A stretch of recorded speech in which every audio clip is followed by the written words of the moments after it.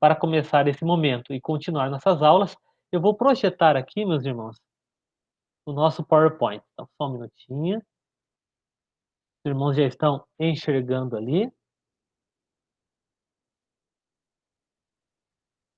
Já tivemos essa aula, né? Isso aqui eu só estou colocando, meus irmãos, para lembrar os irmãos, então, que o Apocalipse, ele é uma grande visão dada por Deus, dividida em 7 visões quase que repetidas, mas com mais detalhes sobre o final. Nós já vimos isso.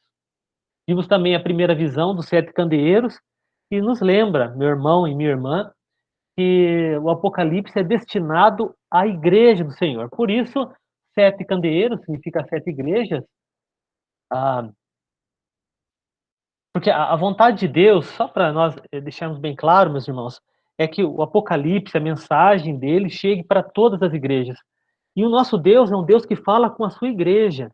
Veja, a importância de ser igreja do Senhor, a importância de participar da igreja do Senhor. Jesus fala com a igreja. No Apocalipse fica muito claro quando, por exemplo, Jesus pede para o apóstolo João escrever ao anjo da igreja, ou seja, ao mensageiro da igreja, que através do mensageiro da igreja a palavra chega então para a igreja. Nós já vimos isso, vimos também o capítulo 1, estou dividindo em parágrafos, está mais fácil o entendimento, né, do Apocalipse. Vimos também as cartas às igrejas, lembrando que melhor, para todas as igrejas há um aviso: ouça o que o Espírito diz à igreja, porque se a igreja não ouvir, Deus move um candeeiro. Lembrando, se candeeiro significa igreja, mover o candeeiro é encerrar aquela igreja e abrir uma outra igreja em outro lugar. Prova disso é que as 7 igrejas que temos na tela aparecendo, todas elas tiveram, infelizmente, o seu candeeiro movido. Elas não existem mais. Por mais que algumas só tivessem, na época, ganho elogios da parte de Jesus, elas pararam de ouvir o Espírito Santo. O que o Espírito diz à igreja. Então, a igreja sem o Espírito Santo não é igreja, não existe mais. Nós já vimos isso. Lembrando também que o Apocalipse, em cada visão, vai falar sobre as coisas que tinham acontecido, que estavam acontecendo e que iriam acontecer. Desde quando, pastor? Desde a crucificação, ressurreição de Jesus até a volta de Jesus, sua segunda vinda. A primeira vinda, lembrando, é a encarnação, quando o Verbo se faz carne, quando ele habita entre nós, e a segunda vinda é a volta de Jesus, inaugurando então novo céu e terra, com juízo final, nós sabemos, julgamento final, mas também a boa notícia, Deus sendo glorificado, a igreja sendo honrada, abençoada, e a eternidade sendo então inaugurada. Nós já vimos isso também. Na última aula, nós começamos a falar sobre a segunda visão. E a segunda visão fala, então, dos 7 selos. Nós já vimos também. Lembrando que selos são sinais para o fim. Toda vez que o Apocalipse mostra selo, ele está mostrando, então, um sinal para o fim. O fim está próximo, né? A cada selo quebrado. Nós já vimos isso. Novamente, vai mostrar a morte e ressurreição de Jesus e vai explicando até a sua segunda vinda, o juízo final e o término. Se na primeira visão Jesus é mostrado como o Senhor da igreja, aqui na segunda visão Jesus é mostrado como o Senhor da história. Lembre, meus irmãos, Apocalipse significa revelação. E o capítulo 1, versículo 1 diz assim: revelação de Jesus Cristo. Na verdade, meus irmãos, o objetivo principal do Apocalipse, o primordial, é revelar Jesus. Quem é Jesus? Ele é o Senhor da igreja. Quem é Jesus? É o Senhor da história. A cada visão isso fica mais claro. E em segundo lugar, também revelar o final da história como nós conhecemos e o começo de uma nova história para o povo de Deus, para a igreja do Senhor. Então, essa é a revelação do Apocalipse.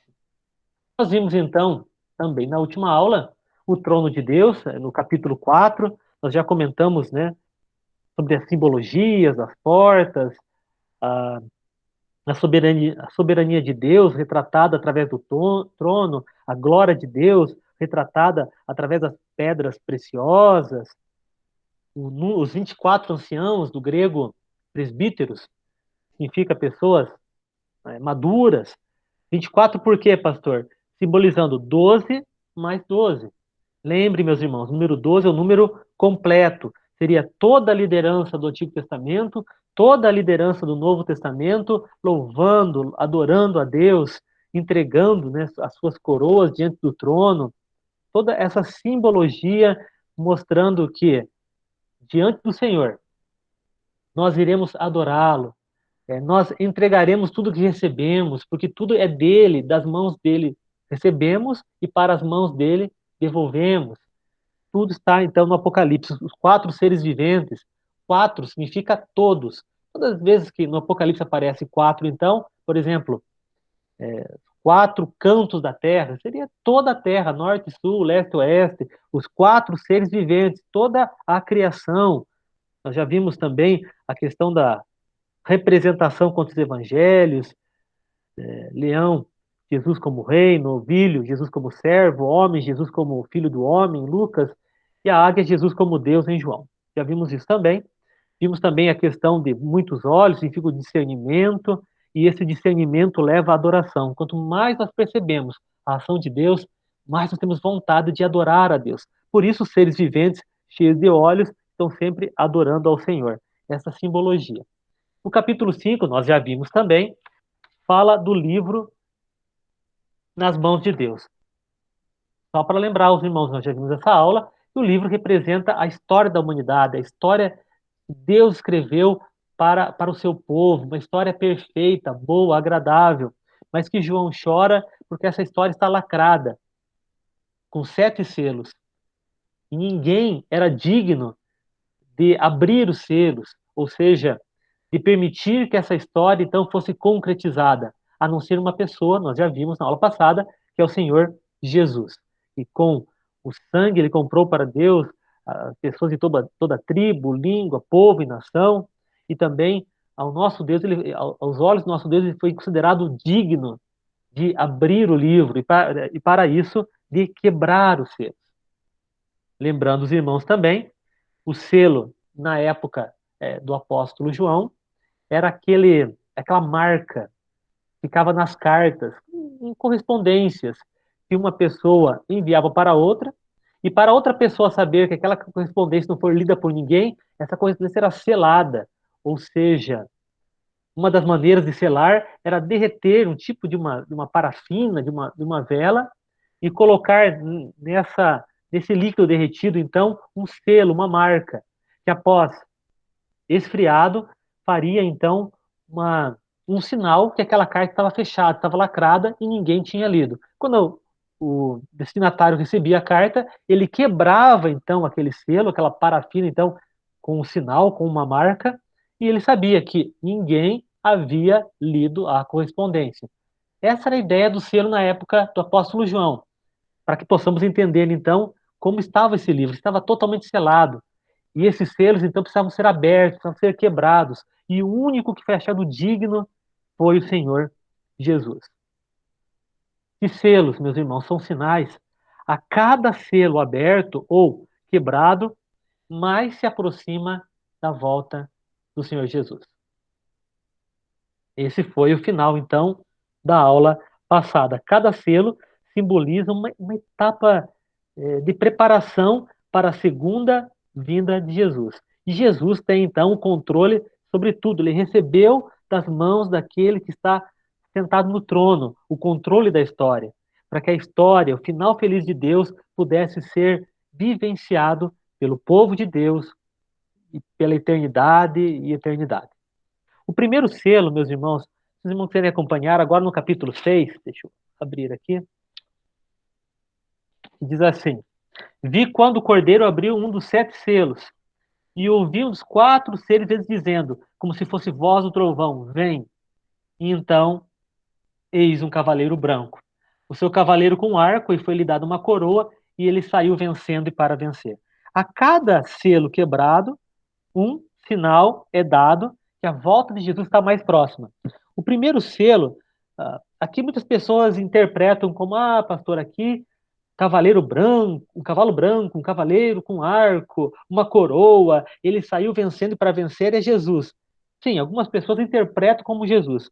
Mas aqui, meu irmão e minha irmã, significa a conquista, ou seja, o desejo de conquistar, de aumentar o território, o terreno, esse desejo de possuir, ou, em outras palavras, esse desejo gerado pela insatisfação humana de conquistar e conquistar. Há uma outra interpretação que aqui também significa a parábola do joio e do trigo, ou seja, o reino de Deus avançando, mas o reino das trevas, né, o joio, o reino de Satanás também avançando. Mas a ideia é a mesma, é esse desejo de prosseguir, de conquistar, de possuir algo. E, meus irmãos, desde a época de Jesus até hoje, esse desejo não é novidade para o ser humano. Isso sempre tem acontecido. Por quê, pastor? Porque esse selo já foi quebrado. Lembrem, o Apocalipse revela coisas que tinham acontecido, estavam acontecendo e iriam acontecer. Ele é simbólico. A ideia, por exemplo, de cavalo significa algo veloz, rápido, que aumenta rapidamente, que não se detém, que é forte, essas ideias. E aqui, então, esse desejo de conquista. O mais importante daqui, meus irmãos, é que quem controla o que acontece na Terra é os céus. Na verdade, quem está no controle de tudo é Jesus. Jesus é o Senhor. E à medida que Jesus quebra os selos no céu, efeitos tremendos acontecem na terra. Então, voltando, o primeiro selo, o cavaleiro branco, é essa conquista.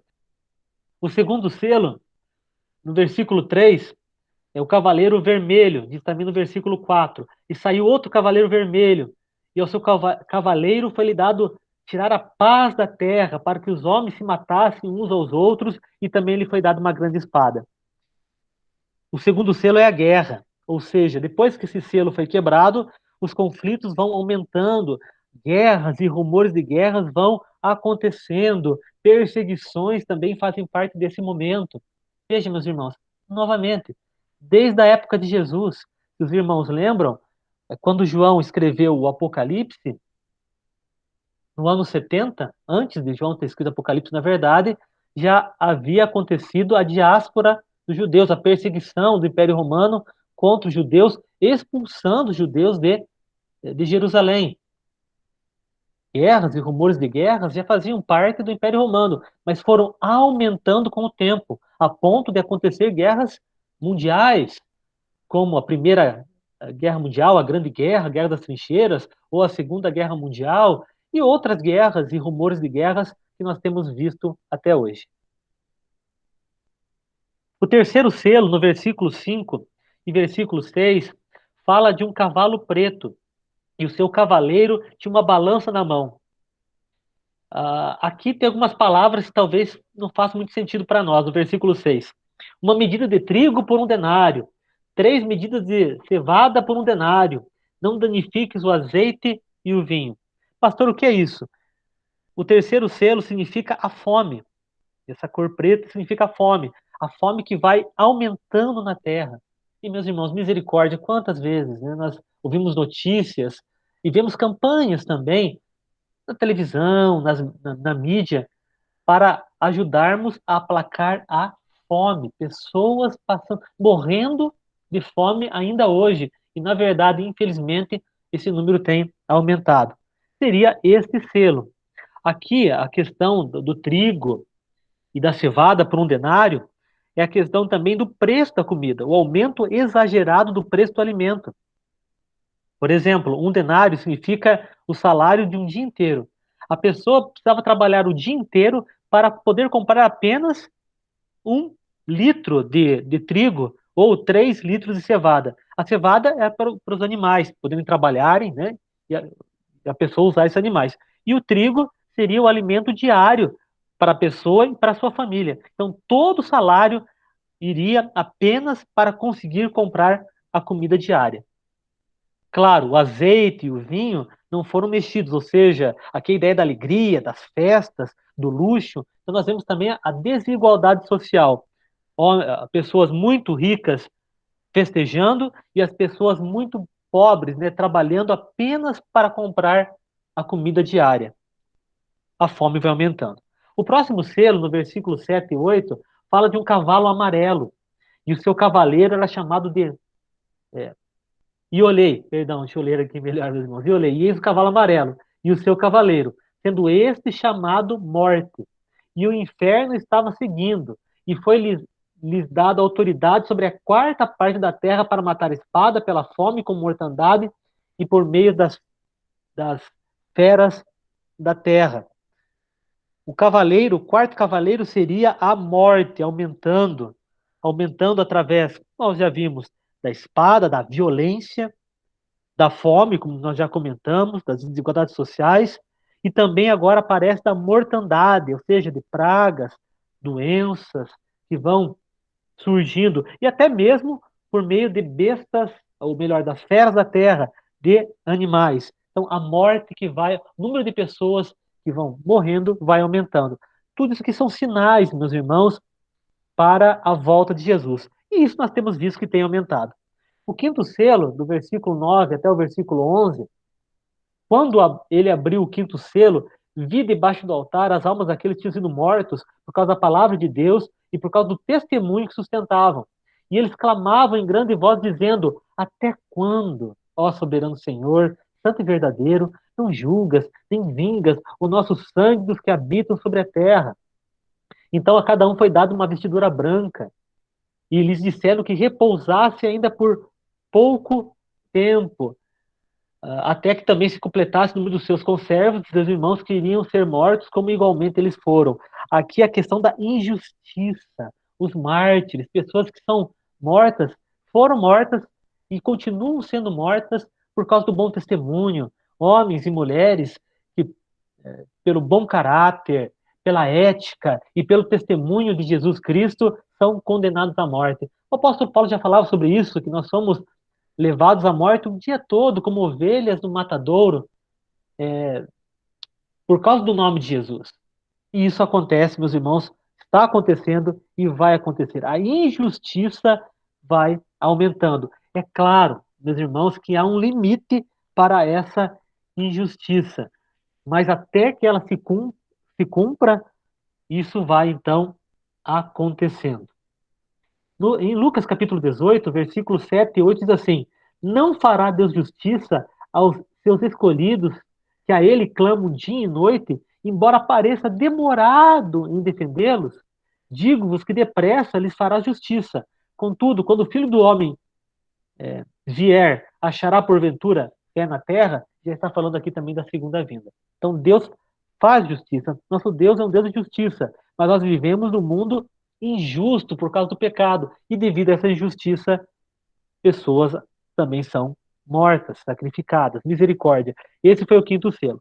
O sexto selo, do versículo 12 até o versículo 17, são os desastres naturais, terremotos, eclipses, meteoros, tempestades, maremotos, provocando insegurança até mesmo as pessoas poderosas. No versículo 15 fala sobre isso. Os reis da terra, os grandes, né, todos ficando temerosos com essas calamidades naturais, furacões, né, como já está chegando mais um agora, infelizmente, no Atlântico Norte, tufões, vendavais, todos esses desastres naturais que nós já sabemos que fazem parte do princípio das dores. Meu irmão e minha irmã, tudo isso aqui já tinha acontecido, estava acontecendo e continuaria a acontecer, só que num volume bem maior. São os selos. No capítulo 7, acontece então a preparação para a abertura do sétimo selo. Deixa eu mudar aqui o slide. Pronto. A preparação para a abertura do sétimo selo. O capítulo 7 vai falar sobre os 144 mil, sobre o povo de Deus, e vai falar também, de uma maneira muito especial, sobre o cuidado que Deus tem com o seu povo. Quando nós lemos, né, todas essas tragédias, esses selos, essas dificuldades, nós ficamos com medo. Nossa, mas Deus não cuida do seu povo, mas Deus está indiferente com a igreja, conosco, misericórdia. Não, Deus não está indiferente com a humanidade. Na verdade, cada selo que é quebrado é uma oportunidade das pessoas que não conhecem a Cristo se arrependerem e se voltarem para Deus. E também É um cuidado que Deus tem com aqueles que conhecem o Senhor. Mas antes do sétimo selo ser quebrado, lembrem, 7 selos, 7 sinais para vir o fim. 6 selos já foram quebrados. Nós já vemos guerras, fome, injustiças, desastres naturais. Isso para nós não é novidade, mas é necessário ainda o último selo. Para que o último selo seja quebrado, agora começa esta preparação. Os 144 mil, as 144 mil pessoas devem ser seladas. E aí vem a grande dúvida. Pastor, o que é isso? Bom, no versículo 1, fala sobre os 4 anjos em pé nos 4 cantos da terra, ou seja, se preparando para o juízo. 4 todos os lados. O juízo será universal, alcançará todas as pessoas. Mas antes desse juízo, haverá uma grande tribulação. E antes dessa grande tribulação, no versículo 2 e versículo 3, fala então sobre o selo do Deus vivo. No versículo 3 diz assim: não danifiqueis nem a terra, nem o mar, nem as árvores, até selarmos na fronte os servos do nosso Deus. Versículo 4: então ouvi o número dos que foram selados, que eram 144 mil, de todas as tribos dos filhos de Israel. E aí tem toda a numeração. Meus irmãos, vamos lá. Simbologia. Selo é a marca do povo de Deus, na fronte, na testa. Ah, pastor, então tem uma tatuagem na testa daqueles que são escolhidos por Deus? Não, meus irmãos. Assim como não tem nenhuma tatuagem na testa daqueles que não conhecem a Deus, ou então na palma da mão, como algumas pessoas têm um certo temor. Pastor, está chegando um chip, se eu colocar o chip eu vou para o inferno, porque é a marca do anticristo. Meus irmãos, Apocalipse foi escrito de maneira simbólica. A marca do anticristo é simples, na verdade. Nós é que confundimos ou complicamos muitas coisas. O Senhor Jesus deixou muito claro: pelo fruto nós conhecemos a árvore. Pela obra que as pessoas fazem, nós vemos de quem a pessoa é, quem a pessoa serve. Assim também, esse selo é a marca do cristão, na fronte, na testa. Então é uma tatuagem? Não. É a pessoa olhando para essa vida e vendo as obras que ela realiza, essa pessoa, as pessoas sabem que ela é diferenciada, que ela é de Deus. Assim também como aqueles que não querem o Senhor e que vão seguir o anticristo. Não tem a ver com tatuagem ou marcas físicas no corpo. Tem a ver com a marca de Deus, uma pessoa que foi selada pelo Espírito Santo. O apóstolo Paulo já tinha falado isso em Efésios, na sua carta de Paulo aos Efésios, quando diz assim, que nós somos, capítulo 1, nós somos selados pelo Espírito Santo da promessa. Então, qual é a marca que nós temos? Física? Nenhuma. Mas espiritual, nós recebemos o Espírito Santo de Deus. E aqui deixa muito claro nesse texto que até que todo o povo de Deus seja selado, não virá o fim. Pastor, o que é isso? Nós já vimos também nas aulas passadas. O evangelho tem que ser pregado sobre toda a terra. Por quê? Para que aqueles que são de Deus creiam no Senhor, entreguem suas vidas a Cristo, e então virá o fim. Sejam selados. 144 mil significa 12 vezes 12 vezes 1000. 12, número completo, totalidade do povo de Deus no Antigo Testamento, 12, totalidade do povo de Deus no Novo Testamento, e 1000 significa milhares de milhares de milhares. Enquanto todo o povo de Deus não for selado, não virá o fim. Mas quando for selado, meu irmão e minha irmã, aí sim haverá uma grande tribulação, e aí o Senhor Jesus volta, e ao julgamento final, e um novo céu e terra. Esse número 144 mil, número simbólico, para Deus, meu irmão e minha irmã, é um número contável. Deus sabe esse número, ele consegue contar o número, mas para nós é incontável. Por exemplo, em Gênesis 15, 5, Deus chama Abraão, uma noite estrelada, que ele saísse da sua tenda, olhasse para o céu e contasse o número de estrelas, porque seria o número da sua descendência, dos filhos de Abraão, do, que representava então o povo de Deus. Para Abraão, para nós, é incontável, mas para Deus, meu irmão e minha irmã, é um número totalmente contável. Afinal, ele conta as estrelas. No versículo 9 diz assim: depois dessas coisas vi, e eis grande multidão que ninguém podia enumerar. Ou seja, as pessoas não conseguem contar quantos serão salvos. Glória a Deus por isso. De todas as nações, tribos, povos e língua, diante do trono, diante do Cordeiro, vestidos de vestiduras brancas, com palmas nas mãos, louvando a Deus. Veja que benção, meus irmãos. Agora, para Deus, esse número é contável, mas é um número universal, mundial. Algumas seitas e religiões até tentam usar esse número de maneira literal. Outros dizem apenas que os 144 mil são as tribos de Israel. Mas aqui é uma simbologia, meus irmãos. Se fossem as tribos de Israel, deveria aparecer Efraim e Dan, que não aparecem no texto também. Aqui no lugar são colocados Levi e José. A questão aqui é o povo de Deus, a simbologia. No Antigo Testamento, Israel simbolizava o povo de Deus. No Novo Testamento, a igreja simboliza o povo de Deus. E no Apocalipse, o autor do Apocalipse usa essas duas simbologias, tanto Israel, mais para frente usa também a igreja, simbolizando então os descendentes de Abraão, os escolhidos por Deus, Israel espiritual, o povo de Deus. E termina nesse momento com uma adoração ao Senhor. Pessoas louvando e adorando a Deus. Por quê? Porque o evangelho foi pregado sobre toda a terra. E agora sim, virá o fim.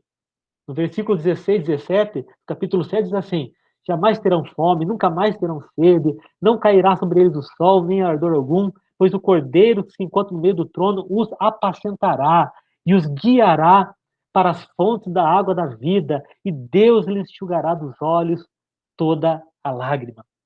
Promessa foi feita, o sétimo selo, então, será quebrado. Aparece, nesse momento, a terceira visão do Apocalipse, que vai do capítulo 8 até o capítulo 11, e fala, então, das 7 trombetas. Deixa eu passar aqui. Inicia, então, essa visão com o processo do fim. Os irmãos lembram, nós estávamos com 6 selos, agora vem o sétimo selo, e fala sobre 7 trombetas, ou seja, 7 juízos, 7 calamidades, 7 sinais sonoros, mas que vão produzir calamidades para que o povo que não conhece a Cristo, ouvindo aquele sinal sonoro, se arrependa, entenda o chamado e se arrependa. Mas quem já leu o Apocalipse sabe que a partir do capítulo 8 até o capítulo 11, apesar de todas as calamidades, ainda assim as pessoas não se arrependem, as pessoas blasfemam contra Deus, as pessoas se voltam contra o Senhor e contra a sua igreja. Deus sempre dá a oportunidade das pessoas se arrependerem. Deus, o nosso Deus é um Deus de segunda chance. Mas nós vemos que depois que o evangelho foi pregado sobre toda a terra, e o evangelho sendo pregado, ainda assim, muitos não vão se arrepender. E as consequências, vamos chamar assim de essas trombetas, quase como consequências, né? Não fazem com que as pessoas se prostrem diante do Senhor. Essas 7 calamidades lembram as pragas do Egito, por exemplo. A primeira trombeta lembra a 7ª a praga. A segunda trombeta lembra a primeira praga. A quarta trombeta lembra a 9ª praga. Só os irmãos virem acompanhando ali no capítulo 8, nós vamos vendo, né? Por exemplo, versículo 7. O primeiro anjo tocou a trombeta e houve saraiva e fogo de mistura com sangue, foram atirados à terra. Foi então queimada a terça parte da terra, das árvores, também toda a erva verde. A primeira trombeta, então, está lembrando a 7ª praga no Egito. Aqui também fica bem claro a queda da Babilônia. Os irmãos lembram do Antigo Testamento, quando o povo de Deus chega diante de Jericó, e Jericó resiste ao povo de Deus. Então, o povo de Deus rodeia a cidade por 7 vezes, e 7 dias, e a cada vez que rodeia, uma trombeta é tocada, 7 trombetas. E mesmo diante daquele simbologismo profético, daquele anúncio, o povo de Jericó não se rende, não se arrepende, não abre as portas para o povo de Deus. Então nós sabemos que Jericó acaba caindo. Da mesma forma, Babilônia. A Babilônia aqui não é uma cidade, meus irmãos, ou um império. A Babilônia aqui significa esse sistema mundano, enganador, que tem corrompido as pessoas. E esse sistema só vai acabar com as trombetas. Ela vai cair. Esse sistema mundano, anticristão, sistema que nós vemos, né, pregando exatamente o contrário do evangelho, ele irá cair. E glória a Deus por isso, ao soar da última trombeta. Lembrando, a trombeta são avisos, que a grande tribulação está chegando, os problemas já começam a acontecer. Também é falado sobre a ira de Deus, o juízo parcial. Pastor, o que é juízo parcial? Bom, há um juízo final, onde será separado o joio do trigo, onde o povo de Deus não será julgado e será abençoado, recompensado, e aqueles que não aceitaram a Cristo serão, então, julgados e condenados. Esse é o juízo final. O juízo parcial são essas calamidades que vão acontecendo sobre a terra e vão penalizando aqueles que não conhecem a Cristo, que não querem saber de Cristo, para que através, talvez, dessas consequências, a pessoa se arrependa e se volte para o Senhor. Mas assim como foi no Egito, meus irmãos, por mais que o povo egípcio, alguns, né, ou a grande maioria, não quisesse se voltar para Deus, Deus dava a chance, através de cada praga, de o povo perceber que existe um Deus maior que todos os falsos deuses do Egito, e que se a pessoa se arrependesse, seria abençoada. Por exemplo, a última praga do Egito é bem claro. Ela é um sinal da proteção de Deus para aqueles que creem no Senhor. Bastava a pessoa imolar um cordeiro e passar o sangue do cordeiro nos umbrais da porta. E ali o texto não diz que deveria ser uma família israelita. Ali diz que deveria ser uma família. E o primogênito seria salvo. Mas, por exemplo, o Faraó não creu nisso. Não aceitou isso. Não se arrependeu diante disso. E nós sabemos as consequências. Esse, então, é um exemplo de um juízo parcial, dos juízos parciais de Deus sobre a terça parte da criação, para atingir, na verdade, as pessoas que não se arrependeram. Encerra com o anúncio da vitória. Nossa, pastor, mas então é terrível? Não. Haverá uma grande tribulação? Sim. Haverá problemas? Sim. Mas também a oportunidade das pessoas se converterem ao Senhor. Agora, lembrando, o povo de Deus sendo selado, o povo de Deus sendo protegido, sendo guardado, mesmo no meio de uma grande tribulação. E nessa visão fica bem claro que Jesus, ele é o Senhor em tudo que acontece, ele é o Senhor dos acontecimentos. Então, vamos lá? Capítulo 8, as primeiras trombetas atingem a natureza. Ali tem no versículo 1 a 2, né, quando 7 anjos, né, tomam as 7 trombetas, e a partir daquele momento, então, começam as trombetas a serem soadas. Do versículo 7, o versículo 7 é a primeira trombeta, versículo 8 a 9 a segunda, 10 a 11 a terceira e 12 a 13 a quarta trombeta. Essas 4 atingem a natureza, sejam as árvores, sejam as águas, sejam os céus, está discriminado ali no capítulo 8. Quando a quinta trombeta é tocada, agora a humanidade começa a ser atingida mais diretamente. Se ela foi atingida indiretamente através da natureza e mesmo assim não se arrepende, Deus então agora faz o juízo parcial através dessas 2 trombetas. Aqui, na verdade, vão acontecer 3 ais. O que é um ai? O ai é uma grande calamidade que atinge a humanidade. Se as primeiras trombetas, as primeiras 4 trombetas atingiram a natureza, as próximas trombetas vão atingir direto a humanidade. Então, por isso que vai haver a expressão do ai. Versículo 12. O primeiro ai passou. Eis que depois dessas coisas vem ainda 2 ais. Eu vou trabalhar aqui do versículo 1 até o versículo 11, direto, meus irmãos. Porque aqui está falando, então, quando foi aberto o poço do abismo e subiu fumaça, e dessa fumaça saíram gafanhotos para a terra, e foi-lhe dado o poder como de escorpiões, e foi dito que não causasse dano à erva da terra, mas somente aos homens que não têm o selo de Deus sobre a fronte. Versículo 4, para que eles se matassem uns aos outros, né, e também os atormentassem durante um certo período de tempo. Isso aqui significa o quê, pastor? Bom, essa estrela caída é um anjo caído, nós sabemos que é Satanás. Os gafanhotos representam demônios. Até o reverendo Hernandes Dias Lopes, falando esse texto, ele diz assim: para um mundo que rejeita a Deus, a maldição para esse mundo é receberem o que desejam, os próprios demônios. Deus dá aos homens o que eles querem, e nisso está a sua maior ruína. Interessante essa explicação do reverendo Hernandes. A ideia dos gafanhotos é tirar a paz da pessoa, atormentá-las, as pessoas ficarão atormentadas. Afinal de contas, receberão aquilo que têm buscado. Em vez de buscarem a Deus, buscam então espíritos enganosos que vão receber eles como consequência. As características desses demônios, né? Eles dizem assim, por exemplo, o aspecto era semelhante a cavalos, no versículo 7. Ou seja, eles tinham um certo domínio, uma certa força. Mas veja, meus irmãos, é sempre como se fosse. Não é que eles fossem poderosos, mas eles pareciam poderosos.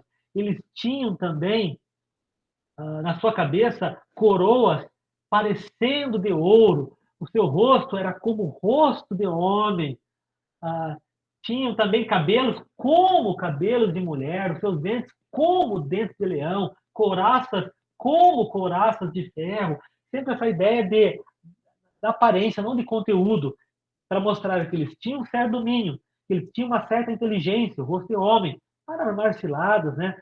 Usar filosofias, ideologias, religiões falsas, uma certa beleza para sensualidade, para atrair, para perverter, seja através de pornografia, infidelidade conjugal, depravação sexual, caminhos errados, tinha um certo poder como dentes de leão, ou seja, agem com violência, destruição, tinha uma certa proteção como com coraças, parecem impossíveis de serem atingidos, como os esquemas de corrupção que nós vemos hoje já. Ah, pastor, é impossível acabar com esse esquema de corrupção. Não, eles têm uma certa proteção, mas não é total. Esse aqui seria o ai. Até que é tocado, então, a sexta trombeta, do versículo 13 até o 19, onde agora mais um ai é dito, não apenas um tormento, mas o texto diz que a terça parte da humanidade vai morrer.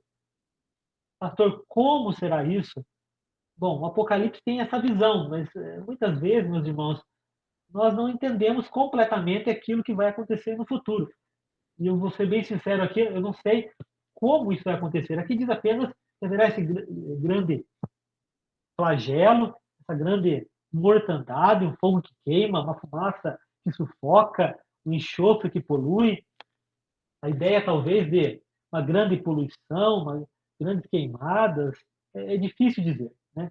Então, também a ideia aqui de 200 milhões de cavalos, uma ideia de guerras terríveis, de pessoas más e violentas surgindo, mas a questão é que a terça parte da humanidade irá morrer.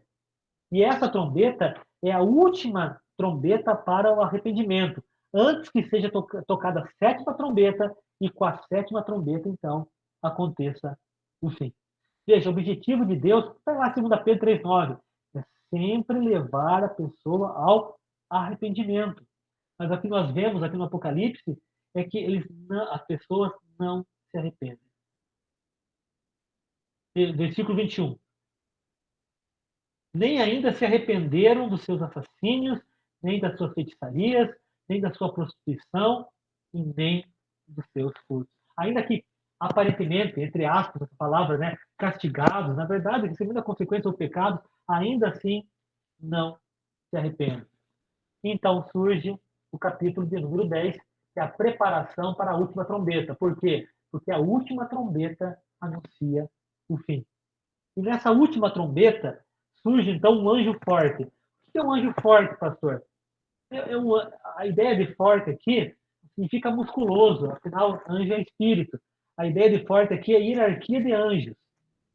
Até com relação a anjos, há uma certa hierarquia. Então, um desses anjos, entre aspas, né, líderes, chefes, podemos chamar assim, ele anuncia a preparação para a última trombeta.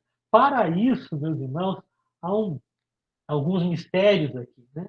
Havia, por exemplo, um livrinho aberto na mão desse anjo. E esse livrinho significa a vontade de Deus. E do versículo 8 até o versículo 11, esse anjo diz a João que ele deveria comer esse livrinho. Para nós isso é meio estranho, pastor, comer livro. Veja, Ezequiel e Jeremias também comeram o livro, em Ezequiel 2, 9, 3, 3, e Jeremias 15, 16, e pregaram. Aqui é a simbologia de você se alimentar da palavra de Deus. Nem só de pão virá o homem, mas de toda a palavra que sai da boca de Deus. Você se alimentar para poder anunciar, para poder guardar a mensagem, viver a mensagem e pregar a mensagem. Essa é a ideia. E os sabores são doce e amargo. Por quê? Doce porque o evangelho é bom, porque o evangelho é agradável, porque a palavra de Deus liberta, traz alegria. Mas ele é amargo também porque, com o passar do tempo, traz algumas amarguras pelas perseguições que os cristãos, as pessoas que vivem piedosamente, que pregam mesmo o evangelho, sofrem nesse mundo. E a igreja precisa pregar ao mundo inteiro. Essa é o anúncio da última trombeta, para que todos sejam selados e então venha a sétima e a última trombeta, que é o final. E o capítulo 11, então, meus irmãos, o capítulo 11 fala da sétima e última trombeta. Nesse capítulo, há uma ordem para medir o santuário, aparecem duas testemunhas, ou seja, dois mártires, e então é tocada a última trombeta, que chama para a ressurreição. Ela vai ressuscitar os mortos. E nós sabemos que após essa ressurreição, há o fim, há o julgamento final. O medir aqui, que está no versículo 1 ao versículo 2, significa separar o espaço do povo de Deus. Como se fosse separar o ímpio do cristão, do crente. O ato exterior simboliza aqueles que se dizem cristãos, que fazem parte do povo de Deus, mas estão para fora, ou seja, são só de aparência. E se são de aparência, não serão protegidos nesse momento. Deus não fará uma separação. Aqui também aparece alguns tempos, 42 meses. Pastor, o que é 42 meses? É a metade de 7 anos. Ou seja, se essa grande tribulação ia durar 7 anos, um período completo, ela foi reduzida para 42 meses, ou seja, 3 anos e meio, pela metade, para que o povo de Deus, então, não fosse castigado, não desanimasse e não se perdesse.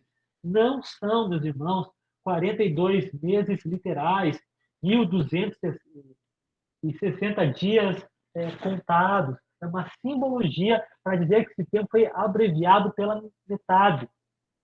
Outra simbologia, duas testemunhas surgem pregando o evangelho. Alguns dizem que é Enoque e Elias, que eles não morreram, foram trasladados, né, ao céu sem conhecer a morte, e a Bíblia diz que todos devem morrer. Outros dizem que é Moisés e Elias, que foi Moisés e Elias que Pedro, Tiago e João viram na transfiguração de Cristo.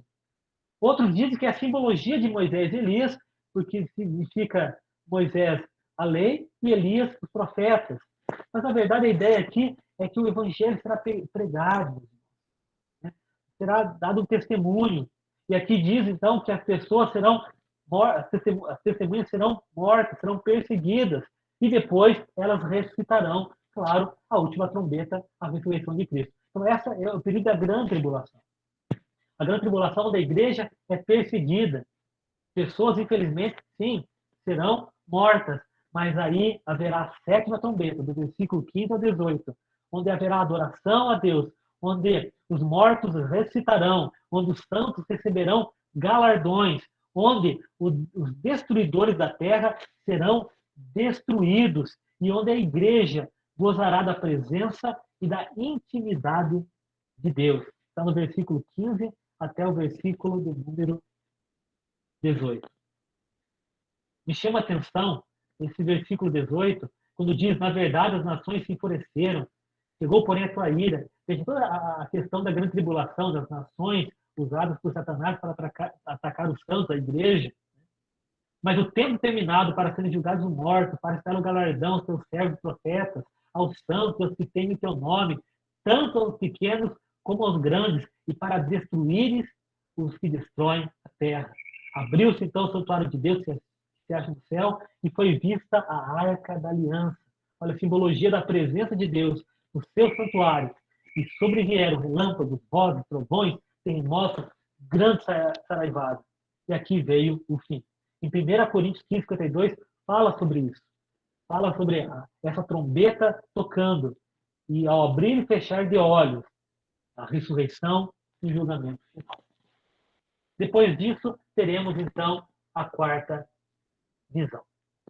Até aqui, meus irmãos, hoje nós falamos bastante características, né? Falamos sobre muitas visões do Apocalipse. Talvez surjam agora várias dúvidas, mas não se preocupe, meus irmãos.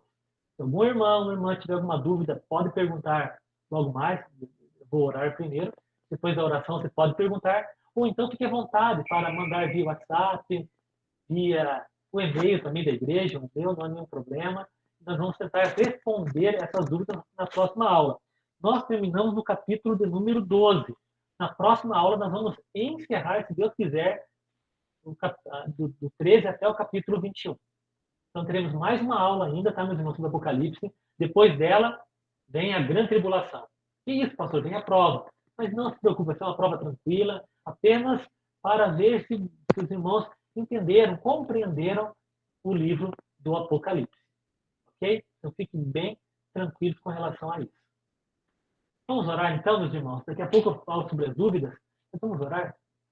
Senhor, obrigado pela aula que tivemos, obrigado pelo cuidado do Senhor, obrigado pelo Apocalipse, Pai, por essa revelação que mostra que o Senhor está no trono, que teu Filho controla tudo o que ocorre na terra, Pai querido, e que o final feliz será dado. Haverá tribulações, é verdade, haverá problemas, mas o Senhor é quem cuida do seu povo e é o Senhor quem cuida de nós. E nós cremos nisso. Obrigado pelo teu Espírito que é santo, Pai, que foi dado gratuitamente para nós. Nós te louvamos e pedimos que Ele controle nossa vida, o nosso coração, e que possamos adorar o teu nome, abençoar as pessoas, Pai querido, e sermos usados pelo louvor da tua glória. Amamos e agradecemos por esta aula, em nome de Jesus. E amém.